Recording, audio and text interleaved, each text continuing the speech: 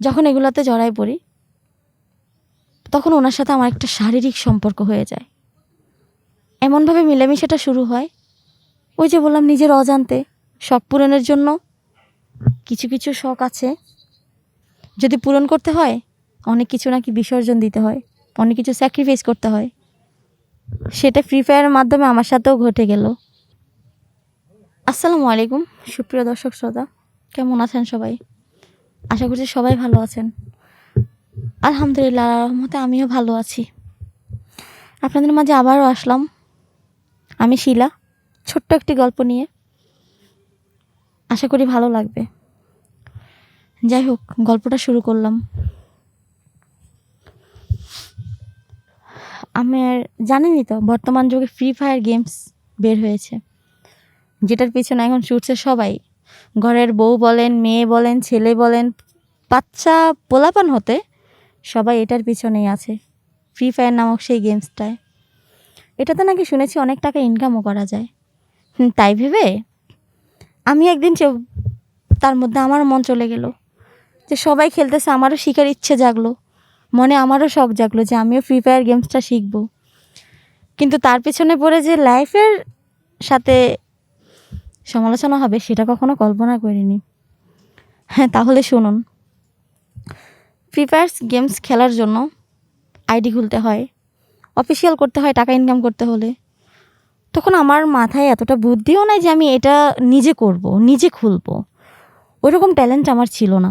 পরে আমি কি করেছি, আমার একটা খালু, আমার খালা অতটা বয়স না, আম্মুর ছোট তো, খুবই কম বয়সী, তো আমার খালু অতটা মধ্য বয়সের লোক। পরে কি হয় শুনেন, যখন গেমসটা আমি পারি না খুলতে তখন আমি ওনার সাহায্য নেই। আজকালকার মানুষকে দুর্বল থেকে দেখাবেন না, তাহলেই ফান্দে পড়বেন।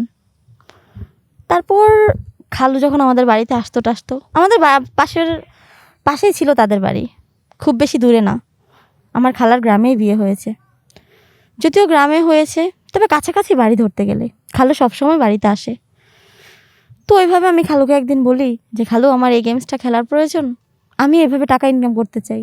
আমারও কেন জানি ইচ্ছে জাগলো। খালুকে যখন বলি তখন খালু কেমন একটা আর চোখে আমার দিকে তাকালো।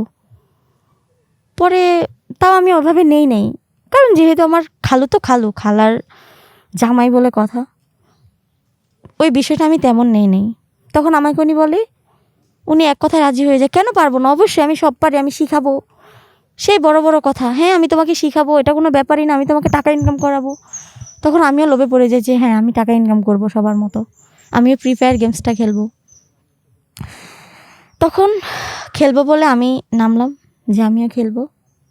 যাই হোক, তখন খেলার জন্য প্রস্তুতি নেই। উনি আমাকে শিখিয়ে দেয় ঠিকই, তো প্রত্যেক সময় আইসা আমি যখন খেলি আমার সাইডে বসে থাকে বা দেখিয়ে দেয় টাকা ইনকাম করার জন্য, মানে এই সেই 6-9 করে সবসময় কথা বলে আমার সাথে মেশার জন্য। কিন্তু আমি এটা বুঝতে পারিনি, কিছুদিন পর উনি যেহেতু আমাকে এটা শিখাচ্ছেন, এটা দ্বারা আমি টাকা ইনকাম করতে পারবো, তখন ওনাকে কিছু বলতেও পারতাম না। যদি বললে আবার ভাবতাম যে যদি বলি তাহলে যদি আমার ফ্রি ফায়ার গেমসটা না খেলা হয়, না শেখা হয়, টাকা ইনকাম করতে পারবো না। ওইটা ভেবে ওই লোকটাকে আমি কিছু বলিনি, চুপ করেছিলাম। উনি যা বলতো তাই মানতাম, যা বলতো তাই শুনতাম, যা করতে চাইতো তাই করতাম, মানা করিনি। কারণ ওই যে শখটাকে যদি আবার বিসর্জন হয়ে যায় তখন কি করব, ওইটা ভেবে আর ওনাকে মানা করা হয়নি। যাই হোক, তারপরের কাহিনী শোনেন। যখন এগুলোতে জড়াই পড়ি তখন ওনার সাথে আমার একটা শারীরিক সম্পর্ক হয়ে যায়। এমনভাবে মিলেমিশেটা শুরু হয়, ওই যে বললাম নিজের অজান্তে শখ পূরণের জন্য কিছু কিছু শখ আছে, যদি পূরণ করতে হয় অনেক কিছু নাকি বিসর্জন দিতে হয়, অনেক কিছু স্যাক্রিফাইস করতে হয়। সেটা ফ্রি ফায়ারের মাধ্যমে আমার সাথেও ঘটে গেল। ওনার সাথে আমার একটা সম্পর্ক হয়ে যাওয়ার পর কয়েকদিন রাত কাটালাম। হুট করে আমি প্রেগনেন্ট হয়ে পড়ি, আমার পেটে তার বাচ্চা। তখন আমি, যদিও বা আমার ভিতর থেকে আসছিল শুধু বমি বমি ভাব, হুট করে বুঝতে পারি যে আমি প্রেগনেন্ট। আমি মা হতে চলেছি। আমার তখন কি বলবো আমি বুঝতে পারছিলাম না আমি কি করব, কোন পথ বেছে নেব। যদি মানুষ এগুলা জানে কি বলবে?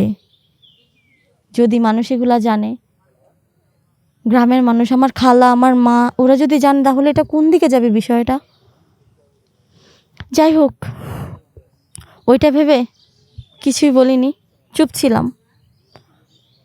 তখন খালুকে বলবো, তাও মুখ দিয়ে আসছিল না। কারণ খালু তো আমাকে পাওয়ার জন্য, আমাকে নেওয়ার জন্য, আমার দেহ ভোগ করার জন্যই কিন্তু আমাকে ফ্রি ফায়ারটা খেলিয়েছে। আমার কখনো উনি মেয়ের চোখে তো দেখেনি, আমি তো একতরফা ওনার মেয়ের মতনই। টাকা ইনকাম করার লোভে ওনার ফান্দে পড়ে গেলাম। যখন প্রেগনেন্ট হয়ে যাই, কাকে বলবো? মাকে বললে কি হবে?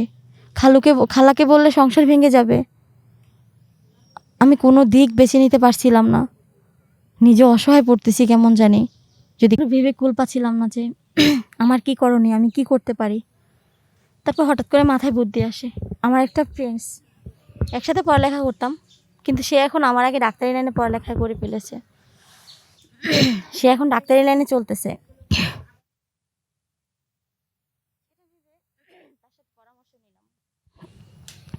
তার সাথে একটা পরামর্শ নিয়ে নিলাম যে দেখ, এরকম এরকম, ওই যে ওই কাহিনীটা খুলে বললাম, ফ্রি ফায়ারের সাথে খালুর সাথে যে সম্পর্ক, সব খুলে বললাম। খুলে বলার পর তাকে বললাম যে আমাকে একটা বুদ্ধি দে। তখন যদিও বা পেটে বাচ্চাটা বেশি হয়নি, 1.5 থেকে 2 মাস, এরকমের মধ্যেই হবে। তো তখন সে, যদিও বা বাচ্চা নষ্ট করা ঠিক না, এটা আমাদের মুসলমানদের প্রতি যায় না, এটা আসলেই ঠিক না। তারপর তাকে বলে, বান্ধবীকে বলে একটা সলিউশন বের করি, একটা ওষুধের দ্বারা বাচ্চাটাকে নষ্ট করে ফেলি। যদিও বা বাচ্চাটা আমার গর্ভেই ছিল, অনেকটা কষ্ট হয়েছিল, কিন্তু না ফেলে যে আমার উপায় নেই, না ফেলে যে আমার কোনো গতি ছিল না। আমি যে সমাজে মুখ দেখাতে পারবো না, আমি কোনো বিচার পাবো না, না মা কোনো বিচার করবে খালুর, না খালা কিছু বলবে, কেউ বলবে না। সমাজে আমার দোষ দিবে, আমি নারী, সমাজে দোষ দিবে আমার, এখানে কারো দোষ দিবে না। সবাই বলবে যে তুই খারাপ, তুই চেয়েছিস বলেই হয়েছে, তুই না করলে কি ওই লোকটা যেত? ওই পুরুষ মানুষ হয়ে যাইবই, তুই কেন যাবি? ওই কথাগুলো আমাকে শুনতে হতো প্রতিনিয়ত, ওই কথাগুলোর মাঝে আমাকে থাকতে হতো। পরে ভাবলাম ফেলে দিয়েছি, হয়তো ভালোই করেছি। যদিও এটা নিজের গর্বে ছিল, হয়তো বা সন্তানটা খালুর ছিল, কিন্তু গর্ভধারণটা আমার ছিল। অনেকের দেখবেন বাচ্চা হয় না, কত কষ্ট, কত কিছু করে, কত ওষুধের ভিতরে থাকে, কত ডাক্তার পেছনে দৌড়ায় ঘুরে, কত জ্ঞানী ডাক্তার তাদের পেছনে সারাক্ষণ পড়ে থাকে শুধু একটা বাচ্চার জন্য। আর আমরা একটা বাচ্চা নষ্ট করে ফেলি আকাম কুকাম করে। কেন এগুলা থেকে দূরে থাকতে পারি না? কিসের জন্য? তাও ফ্রি ফায়ার গেমসের জন্য। বুঝতে পারছেন আপনারা ব্যাপারটা? যে ফ্রি ফায়ার গেমসটা ছোট থেকে বড় সবাইকে নষ্ট করে দিয়েছে, সবার জীবনটা শেষ করে দিচ্ছে।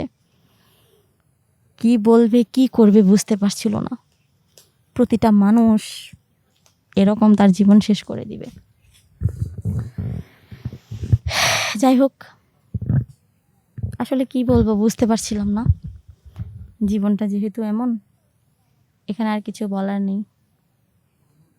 তবে আশাবাদী কিছু একটা পাবো। সুখের ঘর না পেলেও দুঃখেরটা পাবো, এরকম ভেবে দিনের পর দিন চুপ হয়েছিলাম। তারপর ছিল না, এই নিয়ে নিজের মতো নিজে চলছিলাম। তারপর হয়তো আমার বান্ধবীটা ডাক্তার থাকার কারণে নিজেকে সমাজের থেকে রক্ষা করতে পেরেছি। কিন্তু আরও একটা বিষয়, সেটা খালুকেও বুঝতে দেয়নি, ফ্যামিলিকে বুঝতে দেয়নি, খালাকে বুঝতে দেয়নি। আমি কখনো চাই না যে তাদের সম্মানে কিছু লাগুক, তাদের সম্মানে আমার জন্য তারা কিছু শুনুক, আমার জন্য তাদের অসম্মান হোক গ্রামে, এটা আমি কখনোই চাইনি। তার জন্য চুপচাপ সব কিছু মেনে নিয়েছিলাম, নিজের গর্বকে শেষ করে দিয়েছিলাম। যাকে গর্ব ধারণ করেছি তাকেও ফেলে দিয়েছি। যাই হোক, আমার কথা থেকে যদি কোনো ভুল ত্রুটি পেয়ে থাকেন তাহলে ক্ষমা করবেন। যদি ভুল হয়ে থাকে তাহলে কমেন্ট বক্সে এসে বলে যাবেন। যাই হোক, তো এরকমটা কেউ করবেন না প্লিজ। সন্তান হতে অনেক কষ্ট একটা সন্তানকে গর্ভধারণ করতে। তো যাই হোক, আর কথা বাড়াবো না। আশা করি আমার কথাগুলো শুনে অবশ্যই বুঝতে পেরেছে আপনারা কিছু না কিছু। এরা এই লাইনে না থাকাটাই ভালো। অ্যাটলিস্ট ফ্রি ফায়ারের জন্য নিজেকে এভাবে বিলিয়ে দিবেন না। টাকা ইনকাম করতে হয়, টাকা ইনকামের অনেক সোর্স আছে, অভাব নেই, টাকা ইনকাম অনেকভাবে করা যায়। তো ঠিক আছে, ওইভাবেই থাকবেন। ফ্রি ফায়ার থেকে দূরে থাকুন প্লিজ, জীবন শেষ করবেন না। আমার কথা কিছু মনে করবেন না, ছোট কথায় বড় কথা বললাম, ছোট মুখে বড় কথা বললাম। যাই হোক, তো ভালো থাকবেন সবাই, সুস্থ থাকবেন, এ কামনাই করি। আমার জন্য দোয়া করবেন, এসব থেকে দূরে থাকবেন। আল্লাহ হাফেজ, আসসালামু আলাইকুম।